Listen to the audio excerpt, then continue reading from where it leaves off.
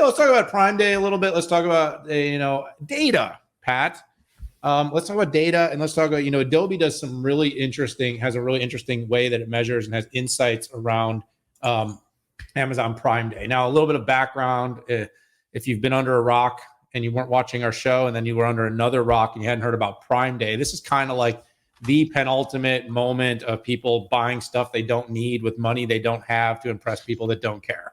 Oh my gosh, dude, that was so good. Thanks. I heard that somewhere a long time ago. I'd love to take like full credit for it, but it's just full of useless information and quips and things I like to say. But yeah, it's like a meme. Dude, you verbalized a meme. Yeah. You got to do that like once a year. And then this is where we need our producers to do like a super cut of me doing that. Yeah. And then that becomes a GIF. Yes. That, I send to my family when they're ripping up my credit card. Yep. Anyway, but look, here's the numbers. In 2-day total spend, Pat, $12.7 billion in the US. Now here's a question. Do you think it was up or down from last year? Oh gosh, I'm saying it was up. It was. Now, given the year of austerity that we're having and all the cutbacks, it's amazing that we're like running towards record S&P, and we're in the process right now of seeing another stock bubble. The Magnificent Seven, home sales, even with high interest rates, are through the roof. Luxury goods, I think Bernard, the LVHM guy, is like the richest in the world. So I really am struggling to figure out where the world's at. Are we more in debt? Do we have money under our mattresses?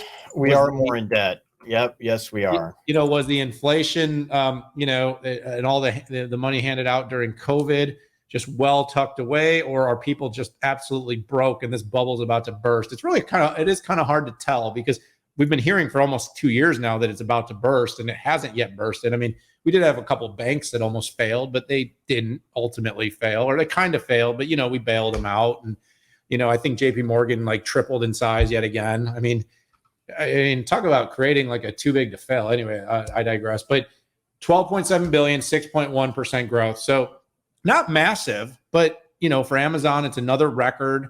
Another 2 days of sales, similar to More Insights, about 12.7 billion over the last 2 days. Look, when people have the best analyst in the world, buddy, I'm pretty sure that my bookings this week were like $5,000. So, oh, come on. Don't be. See, this is why you got to sign up for the private stream. You get all these interesting innate details about the business. I know just how poor I am. But, where were the discounts? Some interesting Adobe data shared that the biggest discounts came on electronics. 14% was the average discount. But here's a really interesting thing, Pat. These discounts for being huge really weren't that huge. 14% on electronics, 12% on apparel, 12% on toys, 9% on furniture, 8% on computers, 7% on appliances, 6% on sporting goods, and 5% on televisions, which I guess are not electronics somehow.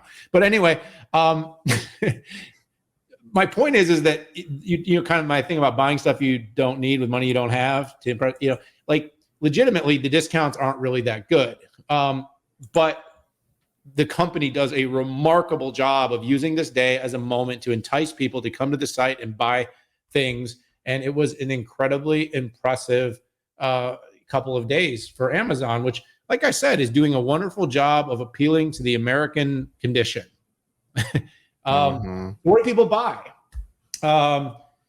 Appliances was a big buy. Housekeeping supplies, which I'm not quite sure what they were, but appliances were up 50% from the last Prime Day. People were doing it on mobile, Pat. 44.8% of people were doing the shopping on their mobile device.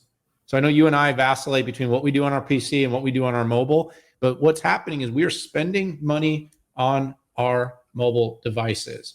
And so basically, Adobe does this. They go really in depth. They look, at analysis. Here's what they kind of look, a trillion visits to U.S. retail sites, of looking at 100 million SKUs across 18 categories, by far more than any other company research organization. So the Adobe data is just really, really interesting as it kind of looks at the habits, the behaviors, the spend, the patterns. But it also, Pat, in our world of tech, shows a very interesting capability that we can do, what we can drive with data analytics and AI to be able to, in just a few days, within seeing $13 billion of spend, have so much insight as to how that money was spent and what that means. So interesting stuff. Just a little different vibe for our show, but I thought it was super fascinating. No, it is. It is good stuff. And, it's interesting. The Adobe Analytics part is pretty cool. I didn't even know they did that. Did it get it done? Yeah. You got anything you want to add there, or are you going to let me just kind of have that one as a free for all? No, you just do that as a free for all. All right, buddy. Well, thanks for letting me have that. Thanks for letting me dive into that one, Pat. I know sometimes, I always say, like, I want to talk about stuff that everyone cares about, and I'm not saying everyone doesn't care about everything we talk about, but let's face it, like FTC regulator stuff, like, this is for the tech world, like, that's what our show is really for. But like when we talk about Tesla, or occasionally we talk about Apple, it's like everybody cares about that. So every once in a while we do it, we spark, and that's why we got 2,000 people watching the show right now as we speak. It might be a little more than that.